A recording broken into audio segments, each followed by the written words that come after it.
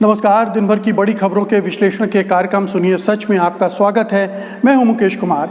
तो दोस्तों, शुरू करते हैं आज का सुनिए सच। आज की खास खबरों पर नजर डालते हुए, काबुल पर तालिबान के कब्जे से अफरा तफरी, राष्ट्रपति अशरफ भागे, आतंकवादियों की जेलों से रिहाई, औरतों के लिए तालिबानी फरमान जारी, पेगासस की जांच के लिए कमेटी बनाने के प्रस्ताव से संतुष्ट नहीं रमन्ना, कांग्रेस नेता सुष्मिता देव टीएमसी में शामिल, सिबल नेतृत्व पर बरसे, जाति जनगणना बीजेपी के गले की हड्डी बना, पिछड़े सांसदों में बेचैनी। खास खबरों पर नजर डालने के बाद अब वक्त है आज की बड़ी खबरों के विस्तार से विश्लेषण का। इसलिए सबसे पहले लेते हैं आज की सबसे अहम खबर। काबुल पर तालिबान के कब्जे के बाद अफगानिस्तान में हालात बदतर होते जा रहे हैं। लोग अफगानिस्तान से निकलने के लिए, विमान में चढ़ने के लिए कुछ भी करने को तैयार हैं। इसी दौरान काबुल हवाई अड्डे पर अफरा तफरी के बीच अमेरिकी सेना ने लोगों को वहां से भगाने के लिए गोलियां चलाईं, जिसमें कम से कम 5 लोग मारे गए हैं। वहीं जब लोगों को विमान में जगह नहीं मिली तो वो बाहर ही लटक गए। बाद में विमान से गिरने से 2 लोगों की मौत भी हो गई है। बता दें, काबुल पर तालिबान के कब्जे के बाद हजारों लोग इस उम्मीद से काबुल हवाई अड्डे पहुंच गए थे कि वे किसी तरह से देश छोड़कर निकल सकते हैं, लेकिन उस समय तक हवाई अड्डा नागरिक उड़ानों के लिए बंद कर दिया गया था। अमेरिकी सैनिकों ने उस पर नियंत्रण कर लिया था। इसकी वजह यह थी कि अमेरिका अपने लोगों को वहां से निकालना चाहता है और उसने इसके लिए 5000 सैनिकों को अफगानिस्तान भेजा है। जब लगभग 5000 लोग हवाई पट्टी यानी उस जगह पहुंच गए जहां हवाई जहाज खड़े हैं, तो सैनिकों ने गोलियां चला दी। तो अफगानिस्तान के हालात बदतर हो गए हैं। वहाँ की सरकार कोलैप्स कर गई है, गिर गई है। राष्ट्रपति अशरफ गनी भाग गए हैं, ताजिकिस्तान में उन्होंने शरण ले ली है। अब वहाँ पर पूरी तरह से तालिबान का कब्जा हो गया है और तालिबान के कब्जे से जाहिर है उस निज़ाम को चलाने वाले जो पहले था उनको खतरा लग रहा है कि अब तालिबान मारकाट मचाएंगे और उनमें भगदड़ मची हुई है। वो रास्ते ढूंढ रहे हैं कि कैसे यहाँ से निकल भागें, लेकिन चूंकि रास्ते बहुत नहीं बचे हैं और समय भी नहीं बचा है, इसलिए ये खूनी मुठभेड़ भगदड़ साबित हो रही है। ऊपर से अमेरिका अपने लोगों को बचाने के लिए अफगानी लोगों को दांव पे लगा रहा है।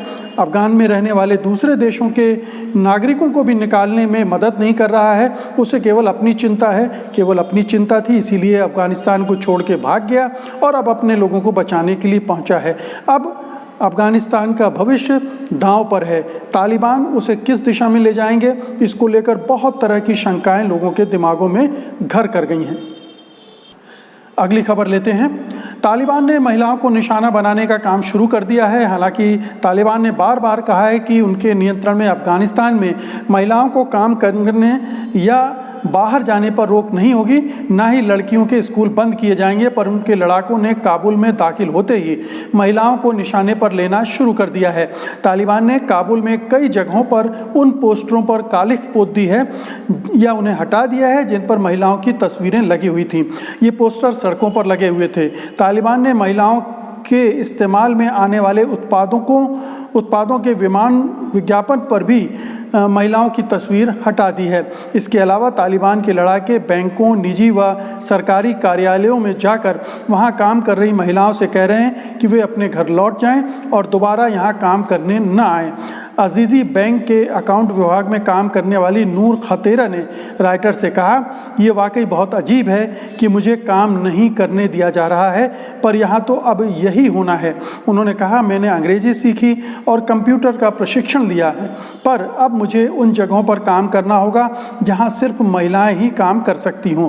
वहीं दूसरी ओर तालिबान ने जेलों को तोड़ दिया है, जिसके कारण अल कायदा और इस्लामिक स्टेट के आतंकवादी भी बाहर आ गए हैं। तो 2 चीज़ें हैं, एक तो महिलाओं के अधिकारों, महिलाओं की आज़ादी पर ज़ोरदार हमला हुआ है जिसकी आशंका थी, क्योंकि तालिबानी सोच ही ये कहता है कि महिलाओं को घरों में कैद कर दो, उन्हें बुर्के पहना दो, उन्हें किसी भी तरह की आज़ादी मत दो। और वो उन्होंने फरमान जारी कर दिया है। फरमान खुले तौर पर जारी नहीं किया गया, लेकिन जो भी तालिबान हैं वो उसी पर अमल करते हुए नज़र आ रहे हैं, जैसे कि 1996 में उन्होंने कब्ज़ा करने के बाद किया था।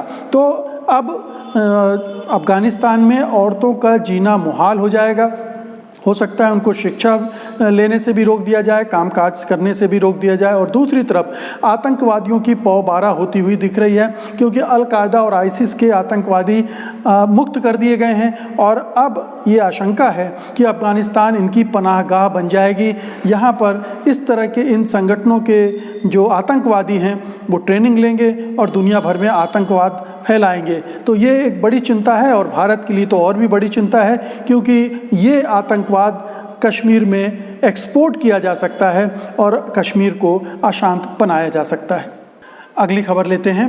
पेगासस स्पाईवेयर से जासूसी के मामले में केंद्र सरकार ने सोमवार को सुप्रीम कोर्ट से कहा है कि इसके लिए सरकार विशेषज्ञों की एक कमेटी बनाएगी जो इस मामले में लगे आरोपों की जांच करेगी। सुप्रीम कोर्ट में दायर याचिकाओं में लगाए गए आरोपों को भी केंद्र सरकार ने नकार दिया है। सुनवाई के दौरान प्रधान न्यायाधीश NV रमन्ना ने कहा, सरकार ने संतुष्ट नहीं किया कि पेगासस का इस्तेमाल हुआ या नहीं।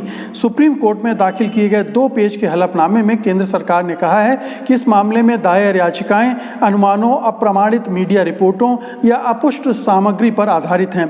वहीं आज की सुनवाई में याचिकाकर्ताओं के वकीलों ने बार बार इस बात पर जोर दिया कि सरकार इस सवाल का जवाब देने से बच रही है कि क्या उसने या उसकी किसी एजेंसी ने कभी पेगासस स्पाईवेयर का इस्तेमाल किया है। याचिकाकर्ताओं ने कोर्ट से अपील की कि वो इस मुद्दे पर केंद्र को सफाई देने का निर्देश दे। वहीं भारत के सॉलिसिटर जनरल तुषार मेहता ने केंद्र की ओर से पेश होते हुए कहा कि इस मुद्दे पर राष्ट्रीय सुरक्षा के पहलू शामिल हैं और ये इतना आसान नहीं कि हलफनामे के माध्यम से संबोधित किया जा सके। उन्होंने कहा कि अगर सरकार पेगासस के इस्तेमाल से इनकार करती है तो क्या याचिकाकर्ता याचिकाओं को वापस ले लेंगे। अब इस मामले की सुनवाई कल के लिए टाल दी गई है, तो सरकार अब लीपापोती करना चाहती है। एक तरफ तो वो साफ कह रही कि ऐसा कुछ हुआ ही नहीं था, सारे आरोपों को दरकिनार कर रही है, और फिर ये कह रही कि हम एक कमेटी बनाएंगे एक्सपर्ट की जो देखेगी कि इस तरह की कुछ चीज़ हुई है या नहीं है। तो लीपापोती करने का एक माध्यम है इस तरह की कमेटी बैठाने का एक प्रस्ताव। और जाहिर है कि जो सुप्रीम कोर्ट के प्रधान न्यायाधीश हैं जस्टिस NV रमन्ना, वो इससे कतई संतुष्ट नहीं। वो जानते हैं कि सरकार के इरादे नेक नहीं हैं, सरकार इस पर पर्दा डालने की कोशिश कर रही है और याचिकाकर्ता अपनी बात पर कायम हैं। वो लगातार सरकार पर और सुप्रीम दबाव डाल रहे हैं और सरकार से मांग कर रहे हैं, सुप्रीम कोर्ट से मांग कर रहे हैं कि इसकी पूरी पक्की जांच हो, ये पता किया जाए कि सरकार ने पेगासस खरीदा या नहीं खरीदा, उसका इस्तेमाल किस तरह से किया, किनके खिलाफ किया और क्यों किया, और यहीं सरकार फंसी हुई है। तो उसके गले की हड्डी पेगासस बना हुआ है। सरकार अब इससे निकलने के ऐसी तिकड़ में लगा रही हैं जिससे सच भी सामने ना आए और वो बच जाए। लेकिन सुप्रीम कोर्ट जिस तरह से सुनवाई कर रहा है उसमें इसकी संभावना कम है कि वो बचकर निकल पाएगा। अगली खबर, कांग्रेस नेता सुष्मिता देव ने टीएमसी का दामन थाम लिया है। सुष्मिता देव अखिल भारतीय महिला कांग्रेस के अध्यक्ष पद पर थीं और सोमवार को ही उन्होंने पार्टी छोड़ने का ऐलान किया था। सुष्मिता को टीएमसी के राष्ट्रीय महासचिव और ममता बनर्जी के भतीजे अभिषेक बनर्जी और पार्टी के सांसद डेरेक ओब्रायन ने टीएमसी में शामिल किया। सुष्मिता देव ने अपना इस्तीफा पार्टी अध्यक्ष सोनिया गांधी को भेजा था। सुष्मिता देव को टीम राहुल का सदस्य माना जाता था।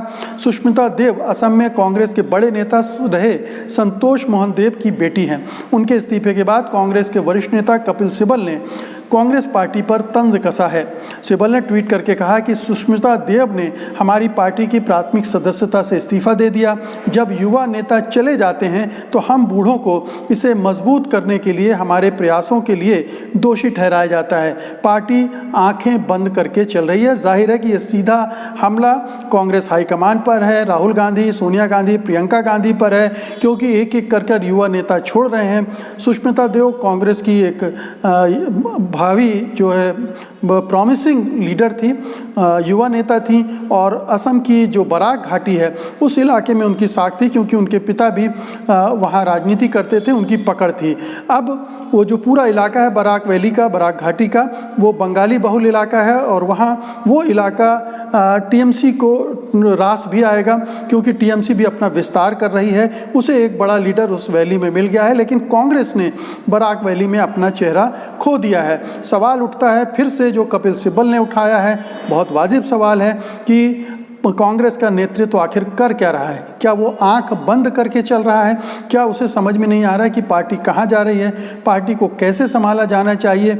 और छिटपुट कोशिशों के बाद कांग्रेस हाईकमान की तरफ से कोई ठोस पहल होती हुई नज़र नहीं आ रही है। तो कपिल सिब्बल का हमला अपनी जगह पर बिल्कुल दुरुस्त, जायज़ है और ये कांग्रेस पार्टी के लिए बार बार खतरे की घंटी बज रही है। सुष्मिता देव का जाना भी एक तरह से अलार्म बेल का बजना है। देखें राहुल टीम जागती है या नहीं जागती है। आज की अंतिम खबर लेते हैं। जाति जनगणना का मुद्दा बीजेपी को न निगलते बन रहा है और ना ही उगलते। जहां एनडीए गठबंधन के सहयोगी खुलकर जाति जनगणना की मांग कर रहे हैं, वहां बीजेपी के अंदर भी बेचैनी बढ़ती जा रही है।